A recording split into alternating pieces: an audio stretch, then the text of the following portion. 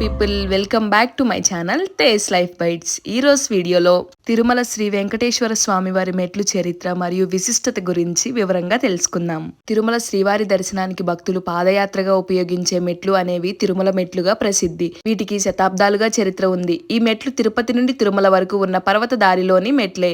ప్రస్తుతం ఈ మెట్లు ప్రధానంగా 2 మార్గాలలో ఉన్నాయి. ఒకటి అలిపిరి మెట్లు, 2 శ్రీవారి మెట్లు. శతాబ్దాల క్రితం భక్తులు వాహనాలు లేని రోజుల్లో స్వామివారి దర్శనానికి పర్వతాల నడుముగా నడకదారి ఉపయోగించేవారు. అయితే భక్తులు తమ పాప విమోచన, భక్తిపూర్వక మొక్కులు తీర్చడానికి పాదయాత్రగా తిరుమల చేరేవారు. ఈ నడకదారికి ఆధ్యాత్మిక ప్రాముఖ్యత ఉండటంతో దీనిని భగవంతుని సన్నిధికి చేరే పవిత్ర మార్గంగా పరిగణించేవారు.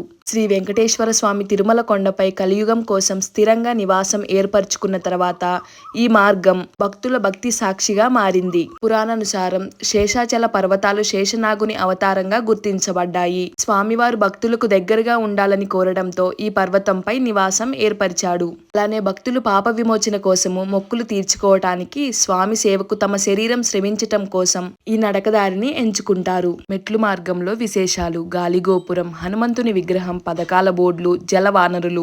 గాలిగోపురం ఆలయ ప్రవేశ మార్గం మొదలయ్యే ప్రధాన గోపురం.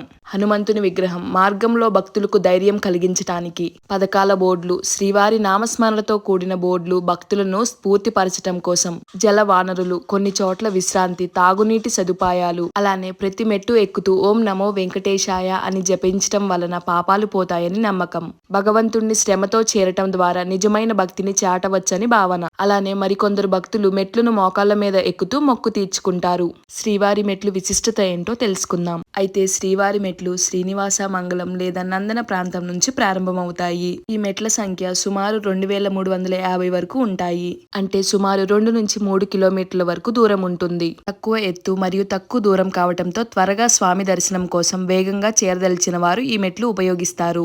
ఈ మార్గం చాలా చిన్నదిగా ఉండటం ద్వారా ఎక్కువ విశేషాలేమీ ఉండవు. శ్రీవారి మెట్లు అంటే తక్కువ సమయం, తక్కువ శ్రమతో స్వామి దర్శనం కోసం వాడే మార్గం. అలిపిరి మెట్లు విశిష్టత: అలిపిరి మెట్లు అంటే సంపూర్ణ పాదయాత్ర. సాంప్రదాయకంగా పాతకాలం నుండి ప్రసిద్ధి పొందిన మార్గం.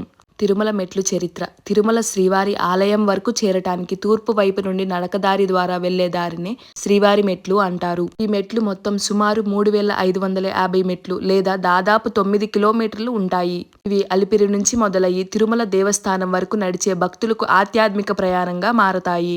ఈ నడకదారి చరిత్ర అనేక శతాబ్దాలుగా సాగుతోంది. పూర్వం భక్తులు అధికంగా నడకదారినే ఉపయోగించేవారు. అలిపిరి నుంచే ప్రయాణం మొదలయ్యి పర్వతాల మధ్యగా సాగుతుంది. ఇది నంది, గరుడ, హనుమంతుని ఆధ్వర్యంలో భక్తుడు ప్రయాణిస్తాడన్న నమ్మకంతో ఉంటుంది. తిరుమల మెట్ల వెనుకున్న కథ: పురాణ కథనం ప్రకారం శ్రీ వెంకటేశ్వర స్వామి కలియుగంలో భూమిపై అవతరించినప్పుడు ఆయన తిరుమల పర్వతంపై నివాసం ఏర్పరచుకున్నారు. భక్తులు స్వామిని దర్శించటానికి నడకదారిలో ప్రయాణిస్తూ తమ భక్తిని చాటేవారు. పాతకాలంలో మహర్షులు, రాజులు కూడా పాదయాత్రగా తిరుమలకి వచ్చేవారు. కొన్ని కథనాల ప్రకారం విశ్వామిత్రుడు, వాల్మీకి లాంటి మునులు ఈ దారిలో ప్రయాణించినట్లు చెబుతారు. శ్రీవారి మెట్లు అనేవి కేవలం నడకదారి మాత్రమే కాకుండా భక్తికి, పాప విమోచనకు, ధర్మచరణకు ప్రతీకగా నిలుస్తాయి. ఇది బౌద్ధికంగా శ్రమాయుక్తమైన, ఆధ్యాత్మికంగా ఎంతో శ్రేష్టమైనదిగా భావిస్తారు. భగవంతుని సన్నిధికి చేరాలంటే శరీరం శ్రమించి మనస్సు నిమగ్నమై ఉండాలని భక్తుల భావన.